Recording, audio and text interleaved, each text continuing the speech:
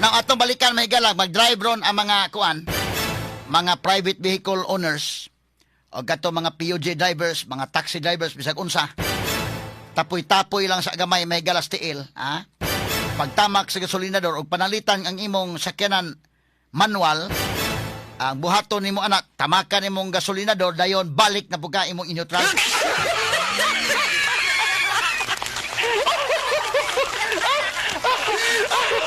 May mudagan na mga higala, siging gadagan, murag ni kuan na pod, balik na sa inggan sa mga sugiting paminaw. Kay kung nana sa ikatulo mahigalang third gear, fourth gear, pwede naman na mahigalang ibalik-balik lang neutral. Anya balik kag fourth gear, tamak nya balik sa neutral. Ha? Aron nga dili kayo mo gas ang gasolina.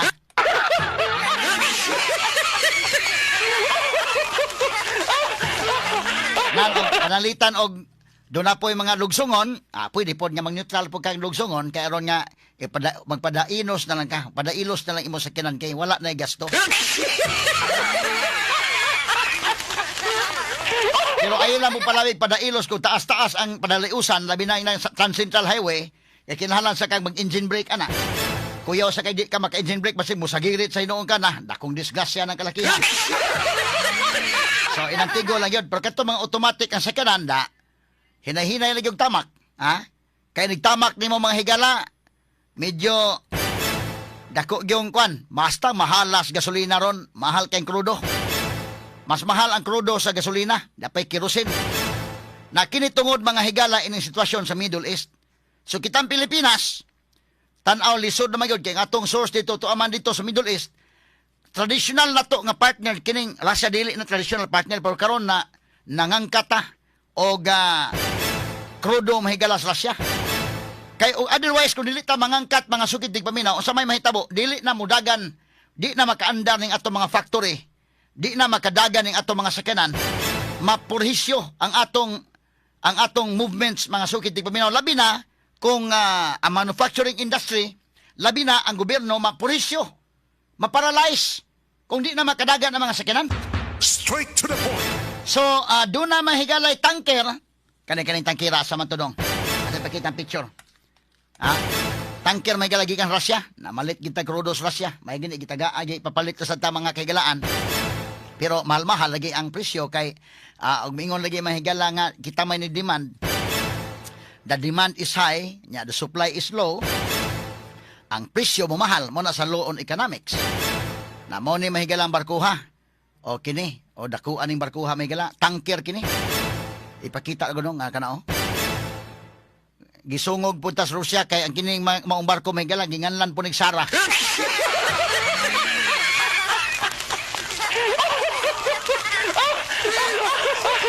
Kining Sierra Leone flag tanker Sara Sky na-deliver may galag 700 barrels of high-quality crude gikan sa Russia. With Petron mga kaigalaan, ang operator sa Nasod nga refinery mga higalas Nasod, mo'y nakabutang as konsayni ani. Na mo ni kinibarkuha mga kaigalaan. So at least, di ta mahutdan ba o kanang krudo. Kay di ta mo lihok ani, wa man. Ang magsalig sa Middle East, murag malangan-langan pa man ang kalakiha. Panalitan ang atong kuan mga higalag, magkasinabot sila, dunay pistok mga kaigalaan niya magkasinabot, inig magkasinabot na, umupaagi na dayon, medyo ma-okay pa ta. Pero basig ayaron pa nilang ilang uban pod nga mga kuan dito. So mo ni Sara Sky, mo ni nada mahigala sa crudo gikan sa Russia. So at least naapatay supply kay gwa gani mga sugid paminaw mag-andam-andam na lang gitag kabayo ani. Di gani bisikleta nga mo'y ato ma-service padong sa trabaho. Kay wa naman tay crudo ani wa nay oil. Mo ni sa unang panahon makayan kung kabantay mo katong asno nga gisakyan ni Hesukristo, kabantay mo kay hinumdum mo sa ato mahigalang kinini ang gahapon pamsandi man. Bendita sa lukay. Nagsakay itong atong Ginoong Hesukristo asno. Mo ni sakyanan kanadto kanang kabayo, kanang asno, kanang camel, mo ni mga sakyanan kanadto kay wa pa mauso ng gasolina. So survive may gilag sakay kanang lagyo kayong sakay kanang lagyo kayong biyahe camel mo imong gamiton. Kanang camel may galap tubig ra may imong itubil ana. Pa imno ni mog tubig daghan kaayo mga sukitig paminaw bisag desert kanang camel mo man sakyanan sa desert sa una. Kay kanang desierto mga kagilaan Di mo guna basta-basta mga higala, no? So camel may panggamiton. Na mubalik ta ng kalakihan ron og galing wa tay lana. Di pud bada siguro og lana lang sa naga may gamiton. Kaya kining lana mahigala sa naga matod pa silang istorya mga sukit ni paminaw, although komedya ra gud ni mga sukit ni paminaw. Di man punta ibalhin pa tong office hours gabi anin dagen. Straight to the Kaya kining lana mahigala nga gipanag-iya ining mga matod pa mahigala mga manlupad sa kahanginan. Anak raman ihidhid sa ilok dili kay gasto. O di na mga niglana sa lubi na pero mo lagi na ibalhin ang atong office hours gabi kay di man pud makalupad ni kadlaw.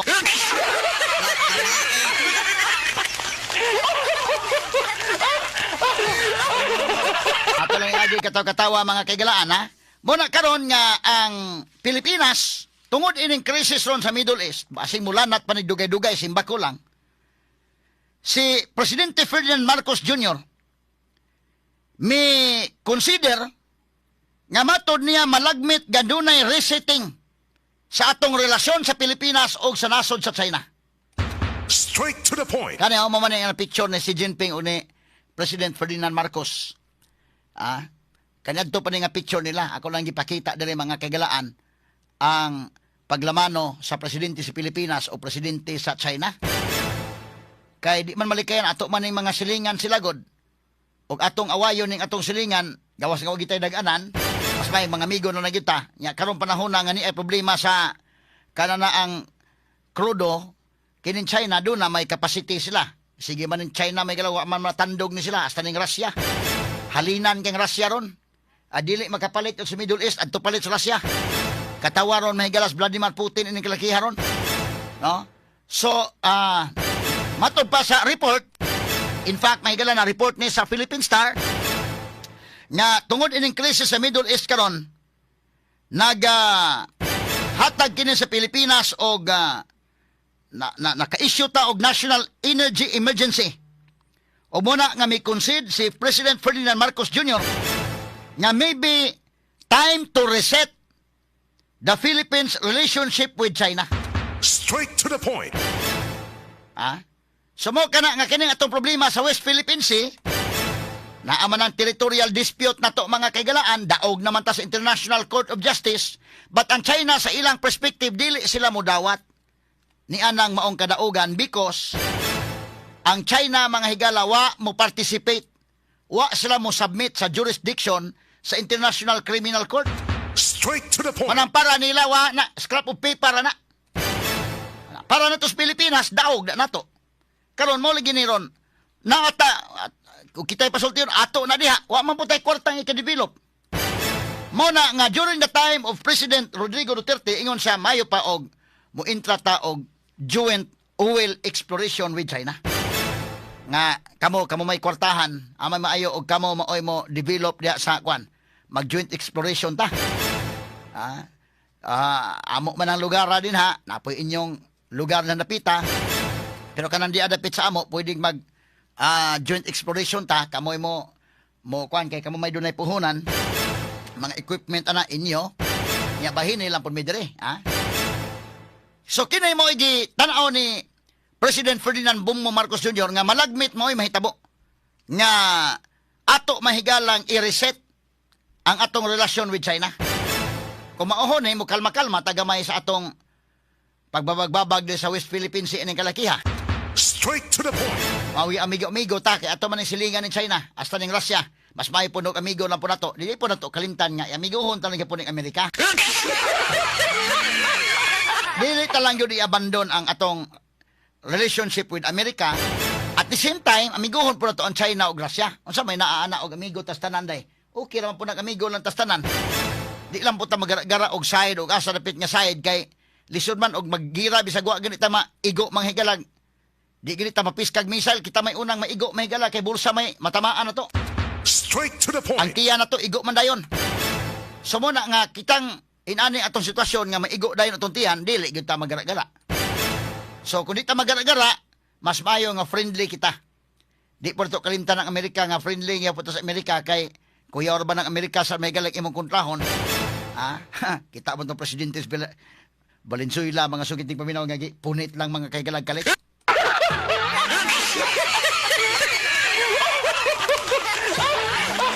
So naman mahigalay atong friendship with the US, ipadayon ta lang na at the same time mo kay amigo putas China.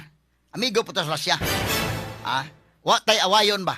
Dili putang pagpatuga-tuga lang pangaway kaysa ako nang gingon. Wa tay dag-anan, wa lagi tay ayon dom sa gamay ha. Kanang China mahigala superpower guna. Kanang Russia superpower na. 5 ka mga nasod nga superpowers tibok kalibutan: China, Russia, US, France o United Kingdom. Mao kanay mga superpower. Duna na sa mga sagang, mga Iron Dome kompleto na, mga missiles kompleto. Kita wa kitay Iron Dome in town. Na ano tay Hoops Dome na Aranita Dome na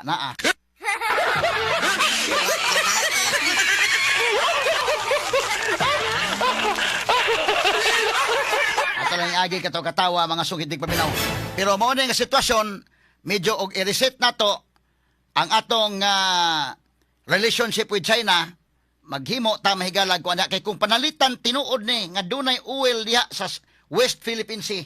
Usa na kabutang makapausab nato sa atong status. Malagmit madato tag maayan kay sama sa mga countries sa Middle East kana kundi pud suyopo na sa mga politiko.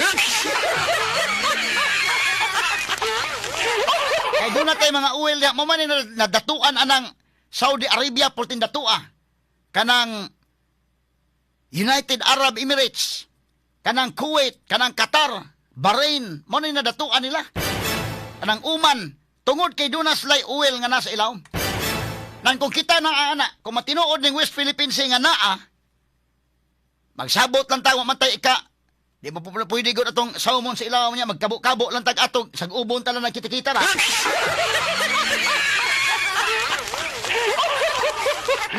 Ang China og doon na sa capacity makigsabot sama during the time of President Duterte nga okay mao nitong sabutan unya karon una sa Marcos nga mao iyang nauna-unaan niya i-reset ang atong relasyon malagmit natay kaugalingong source na o malagmit madato gitana kon kana kundi lagi suyopon po sa mga kurakot.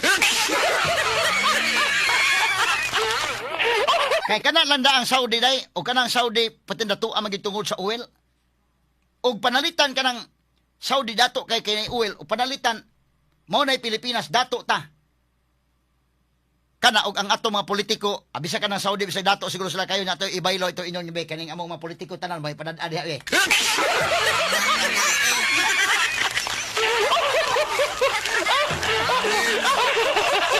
Paminaw ko di siguro madato na Saudi oy ug atong ibaylo ba nga kana inyong politiko be may mudade sa Pilipinas nya kining amo pud ay baylo lang exchange ko no big mga leaders.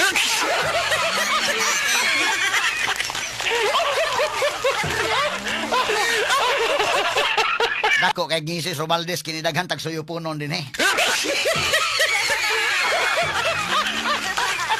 Straight to the point. So karon migawas mahigala sa report sa Philippine Star mo na kung giingon katong kan Duterte kani adto. Taas gitog foresight mahigala si kanhi presidente Rodrigo Duterte. Mo na niingon og sa daan nga kana na ang namay decision ang International Court of Justice sa atong perspective ato ginadaog man ta.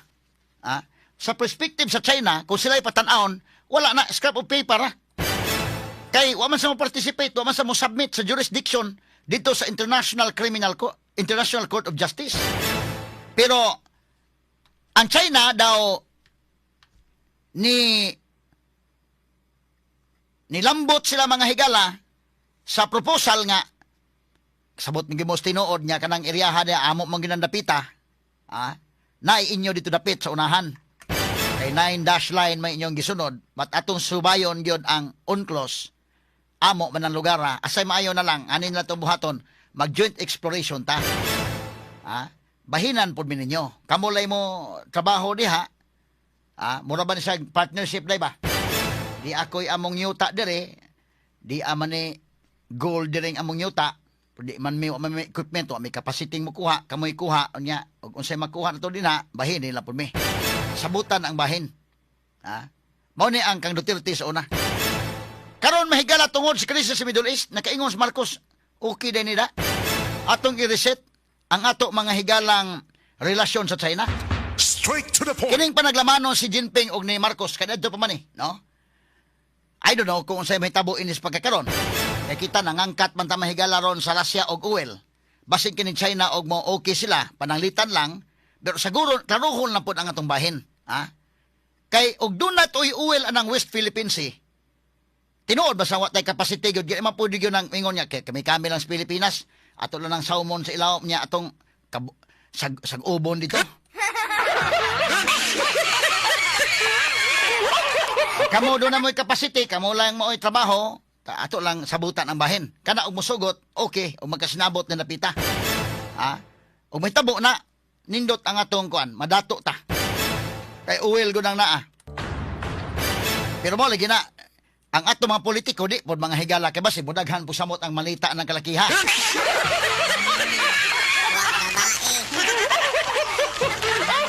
Pero amigohon na to ng China, amigohon na to ng Russia, silingan naman nato na sila mga kagalaan. Nya ang Amerika di po na to kalimtan to, amigohon talaga punto kay lisod sa kay to mahigala og mautoy makontra. Kaya kini mahigala nasod tang wa tay capacity, mga amigo lang gitas tanan.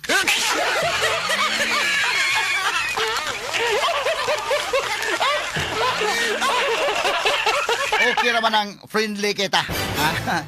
Friendly kita mga sukitig paminaw, ha? O tinuod ito pa friendly, wa magi capacity. Bitaw, dili pa panahon. So mag-friendly ta, unya panalita makakuha tag oil. Actually dato kung tanan Pilipinas ba? Gikawat lang atong kwarta. Mao ni tinuod. Kana lang ng Israel mga kailan naman sa capacity mo sukol o gira, naman sa capacity mo dipinsa silang nasod. Gamay raman na silang nasod, kagamay ng Israel. Kapila pilo-piloon kanang Israel mo nay Pilipinas mga sukitig paminaw. Ha? Mo nay tinuod. Pero unsaon taman kita dili ato mga politiko porbida gyud ka ang ilang hunahon, ang ilang kaugalingon na gyud. Ang malita magila putin daghana. So karon nag-ingon si Marcos nga okay ating i-reset may lag magkauli ni may kabubuton kay pertir ba na to mga higalag makakuan sa West Philippine Sea kumbati na ba sa kita, no? Okay man sana kato pa nang katungod mga kagalaan pero mo lagi na mangita tay pamaagi asa tadapit maka win-win solution kay lisod man pug kayo og ang man og mga higala og kuan praktikal ba nga kanang may lang hinuon pod mutabang ito Amerika tinuod malagmit kung doon nagi uwil diha kani Amerika mahigala lahi man po ni namo sa ilang interest sab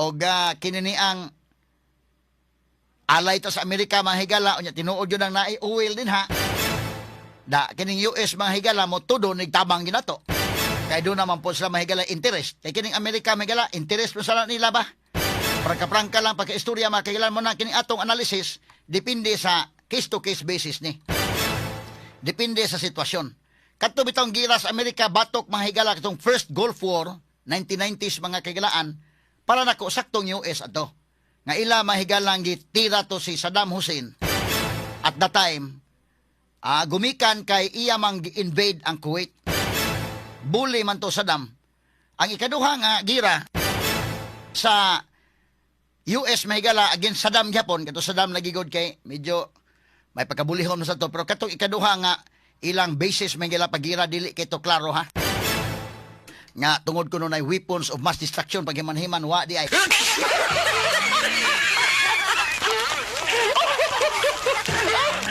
na katos Duterte mga kaigalaan taas mag-foresight tanaw niya kining US na po nila kaugalingong interest amiguhon talaga po ni pero dita ato sa amiguhon China kay silingan tara ba ni ang mga makigirat in China may kala superpower ba ni ha nyawa ba tay capacity mga sukinting paminaw wa gyud ta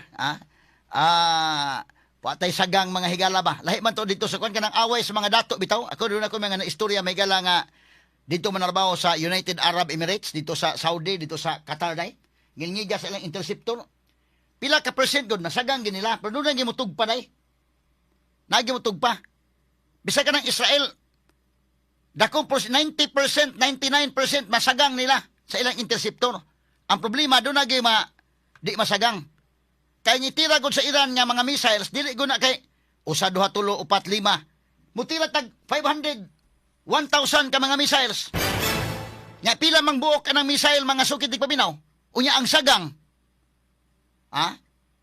ang sagang mas mahal pa mga higala ang interceptor mas mahal pa sa gitira mga kahigalaan nga missile Straight to the point. Iniglupad anang usa ka interceptor, pila ka thousands na. Labing minus mahigala 100,000 kada lupad ana anang interceptor. Asa man ta nang kwartaha kita mo tirahan sa Pilipinas kada lupad 100,000. Ha? Nya di to masagang muditso sa atong payag.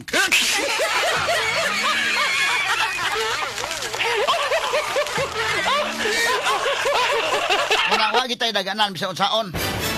Wa kita mangahigalay bomb shelter dire. Wa man kay kita wa man ta under sa konstitusyon di man puta kanang war of aggression. Di man puta pwede ana. Pero mo lagi na dili ta ready ng tanan. So mga amigo lang kita. Wa man tay readiness bisag gamay. Bisag ganig bomb shelter wa man ta. Nya lisod po kay di mo ta makasalig sa dumaingon na to mga politiko. Okay, mag-budget ang kwarta para sa bomb shelter. Nabasig mo pareha sa flood control na po.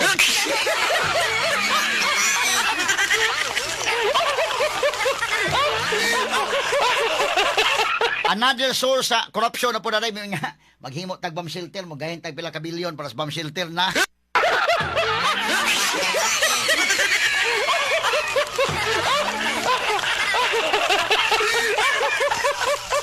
Makaingon ta mahigala dili na lang kita anang di na siguro kaganahan mo sa bomb shelter kay basig substandard po na bomb shelter na.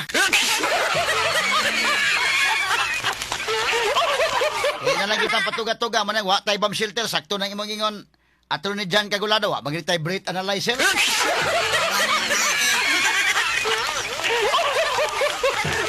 Askan di malasa gyud. So kining away nila dito sa Middle East away sa mga dato ni. Kada lang daan pagpalupad og missile mahigala niya pagsagang anak. Di man na pwede go kay kwarta. Di madag sagang na mga kaygalaan sa kuan oy. Di madag sagang-sagangon lang nato mga higalag barang, ha?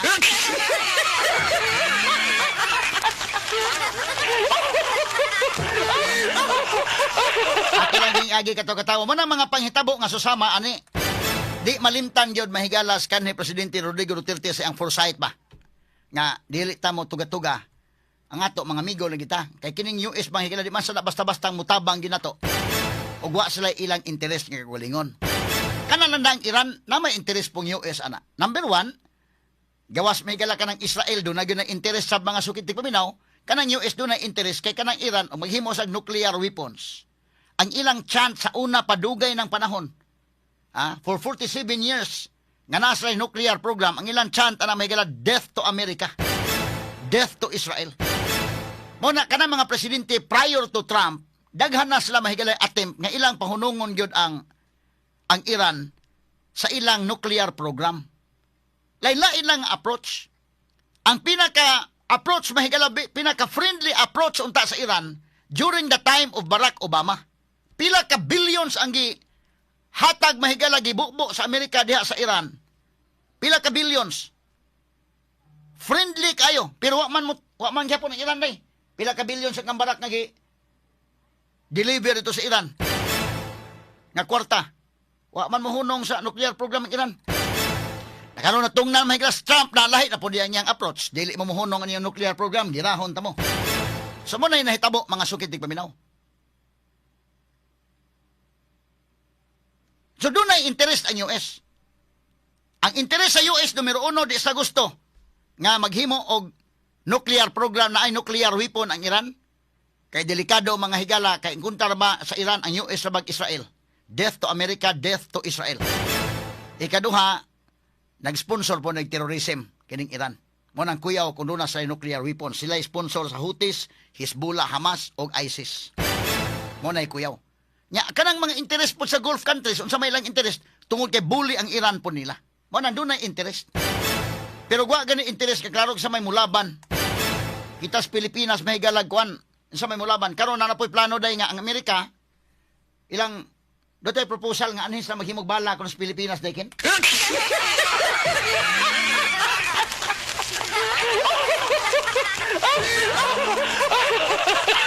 Kita mga tawan lang tayo ni mga kaigalaan kay may tabo kung doon tayo mga bases dire nya nay mga bala ni simbako magkagira-gira matarget kita kapil. Sama ba ning mga actually kining Iran god pag tira sa Iran may gibaw sila air bases lang gibawsan maapil po mga civilian sa gipod. Pero ang ilang gitira kadto mga countries nga naapoy mga American bases ba. Nakita og natay atong American base dire. Nya labi tong plano mga kaigalaan nga proposal mga kagalaan nga kuan. Nga rin maghimo og mga balang igugubat sa Amerika Indekin. Umusugot ana murag delikado to mahimo pud ng target. No? May man to may gala mga nasura kay mahimo sa target makasagang naman po sila kita. Medyo lisod gyud. Medyo lisod-lisod pa kay, ha? Kay kining gira ron mahigala murag pwede nag work from home ang gira ron. Computerized na mga sukit ni paminaw. Pero mo lagi na og binarangay pod work from home ra gyapon kay naman tay mga taga Siquijor ra pod nato.